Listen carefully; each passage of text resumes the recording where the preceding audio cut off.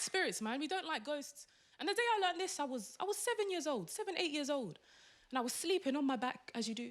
And my grandma woke me up by punching me in my chest.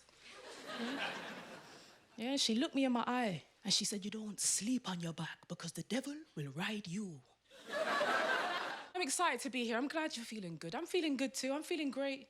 I started going to therapy recently. Yeah, half you don't care. That's nice. That's lovely. It's fine, man. We're in Islington on a Thursday night. We're probably all in therapy. It's cool. We can do this together. Yeah. But one of the reasons that I wanted to start going to therapy is because I felt like I wanted to become a better person. You know, there were certain things that I really wanted to work on. One of the main things that I've been working on with my therapist is my lack of affection. I'm not a very naturally affectionate person. It's always something that I've kind of struggled with, right? But I didn't realise how much of a problem it was until I started dating. Because honest to God, when my first boyfriend told me that he loved me, my immediate reaction was, "Thank you." Of course you do. Do you know what I mean? Tell me something I don't know, right? And he got upset at that. I didn't really get it, you know? But that same guy used to tell me that I was too aggressive.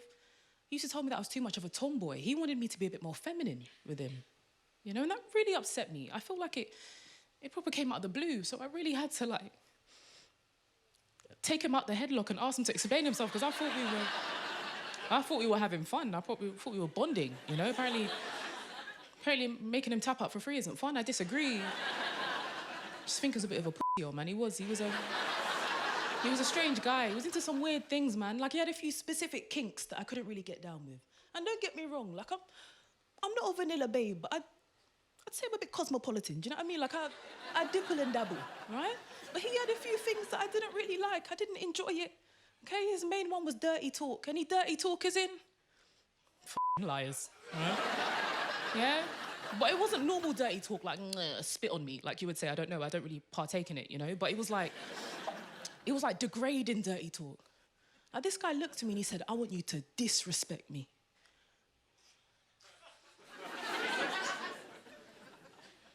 I was like, "Are you sure?" Because I get into character. Like, this isn't a game. I did drama GCSE. I'm going all in. Do you know what I mean? Like, and he was like, "Yeah, that's what I want." So I said, "Okay. Okay." So when I walked over to my wardrobe and I took out my balaclava, he started panicking. I said, "Shut up!" He dropped to the ground. I pushed him over. You're like, "This is why your dad left you." It was horrible, man. It was horrible. It took a dark turn, man. It did. He just wanted a hug afterwards, you know? And then he started crying. Yeah, I know. But then I came. I learned a lot about myself that day. I did. I learned a lot, man. I learned a lot, man.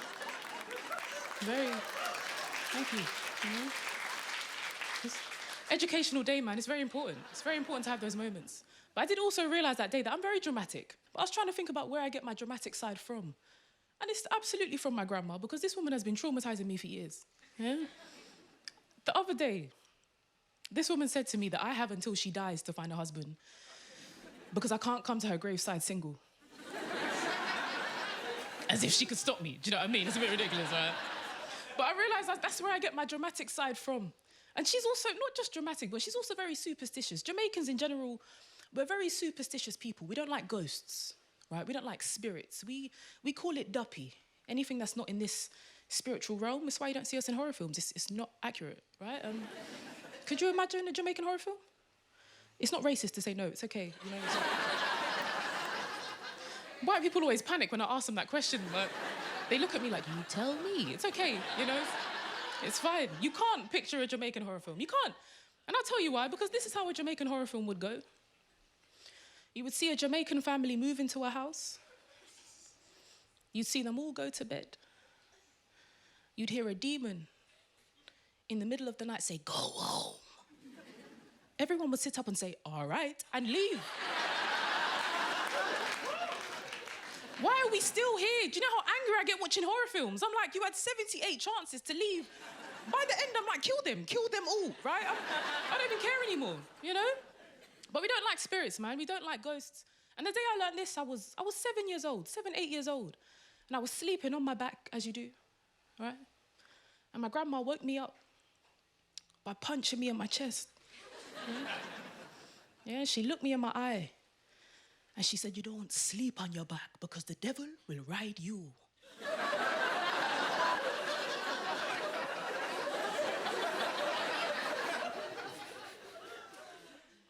sorry, right? This lady was trying to explain sleep paralysis to me. Right?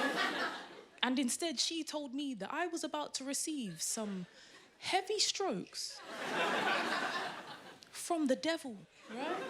And even just for argument's sake, if I now turn around, does that not expose the back of me? So you want me to get back shots from Satan? That's what I'm hearing, right? But you guys you've been all right, man. You've been all right. But I've been Kyrah Gray. Enjoy the rest of the night. Thank you.